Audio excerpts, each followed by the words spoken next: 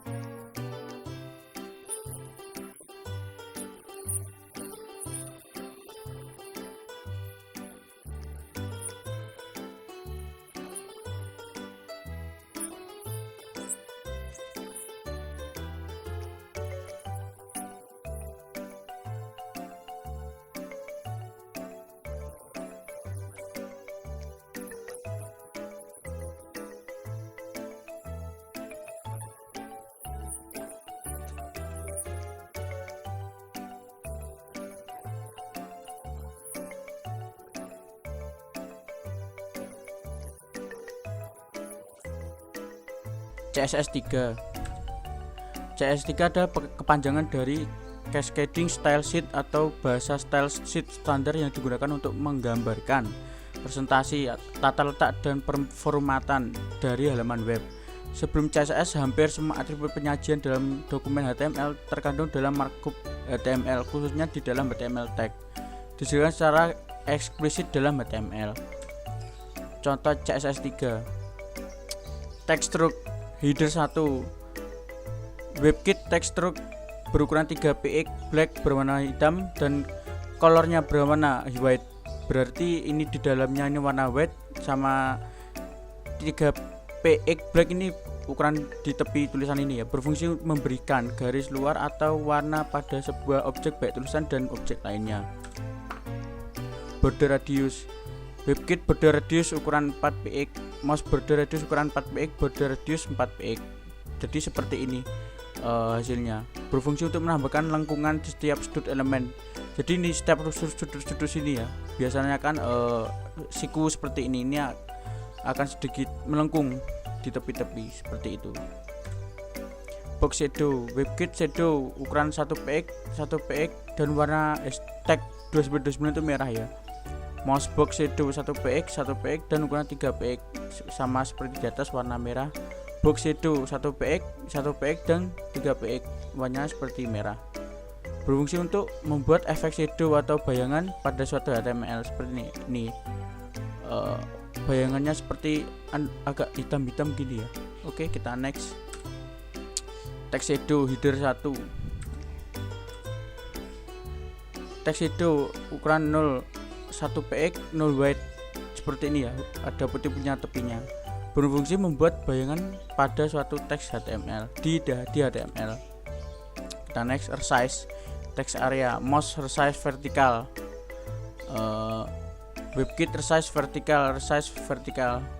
Jadi seperti ini ya implementasinya.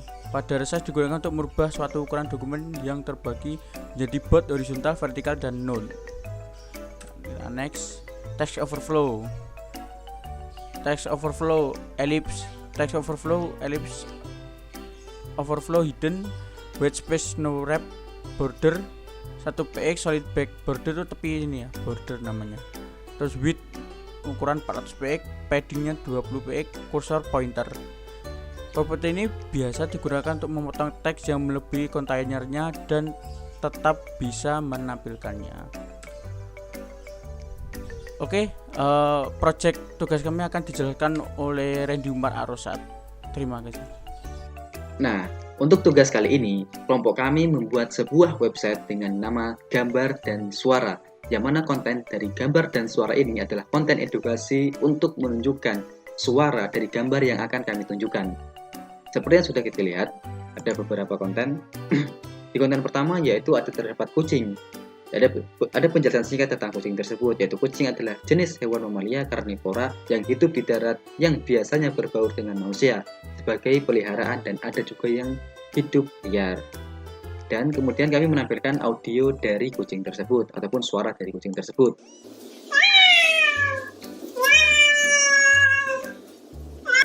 Nah, pada konten kedua kami menampilkan buaya, yang mana pada penjelasan buaya kali ini adalah buaya adalah seseorang yang pernah datang membawa sejuta harapan, tetapi sekarang pergi dan tak pernah kembali. Yang mana kita semua tahu suara dari buaya adalah seperti ini. Kamu udah punya cowok belum? Aku tuh chatnya sama kamu doang. Cukup, nggak usah dilanjutkan. Nanti kalau dilanjutkan malah banyak yang baper. Kita lanjut ke konten yang ketiga, yaitu artikel yang ketiga. Nah, untuk tag artikel yang ketiga, di sini terdapat ada Kevin, teman kita dari 1MIC. Penjelasannya adalah Kevin adalah salah satu mahasiswa Polinema PSDAQ Kediri yang sudah tidak diragukan lagi ketampanan dan kegemoyannya. Yang mana ciri khas dari Kevin adalah dengan suara ini. Aku yaudah mampu lah mas, kosong. Nah, itulah konten dari web kami.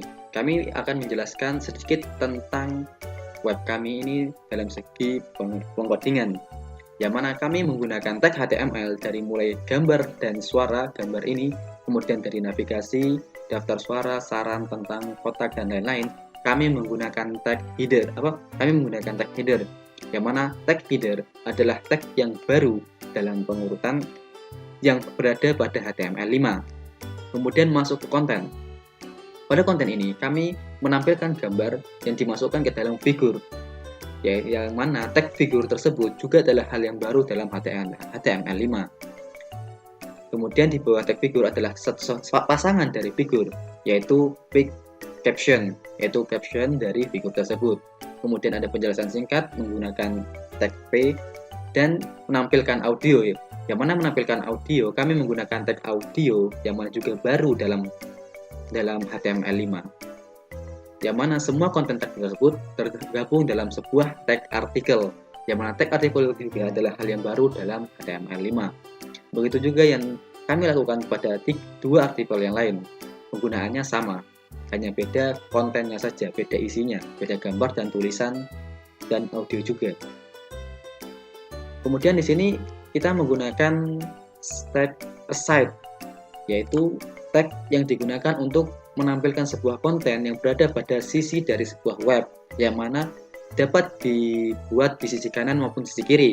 Tapi untuk web kali ini kita menampilkan di sisi kiri laptop, yang mana pengaturannya terdapat pada CSS.